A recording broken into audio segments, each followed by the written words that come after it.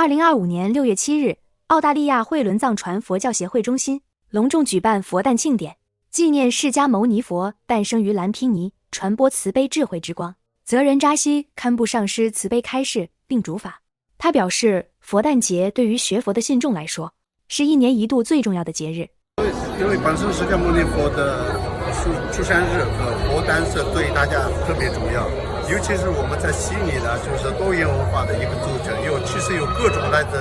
各行的学佛的人，那大家呢当然有一些组织和专门举办这个佛诞的话呢，所以就是这个让他们有这样的一个场所和一个平台，可以一起来共享神灯，透过佛灯让大家感受到佛陀的慈悲和智慧。那当然是这也是一种我们的弘法利生的方式。今天的庆典活动包括浴佛祈福、书法体验、儿童创作、文艺演出，让大家在参与中净化身心，感受佛陀的慈悲智慧与生命的喜悦。浴佛象征洗净烦恼，净化自心，作为本次活动的重要仪式，上师僧众及贵宾带领大众排队浴佛，内心默念祝愿，为自己家人、社会与世界发出善愿。随后在僧众与嘉宾小朋友们的欢声笑语中，大家齐唱生日歌，共同为佛陀切下象征吉祥的蛋糕，唱响生日祝福，法喜充满，庆祝着殊胜的日子。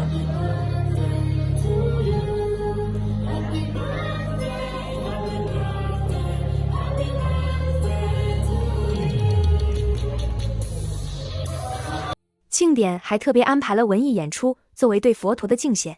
慧伦的师兄和孩子们深情合唱送别和心经，表达了对佛陀慈悲智慧的敬仰与感怀。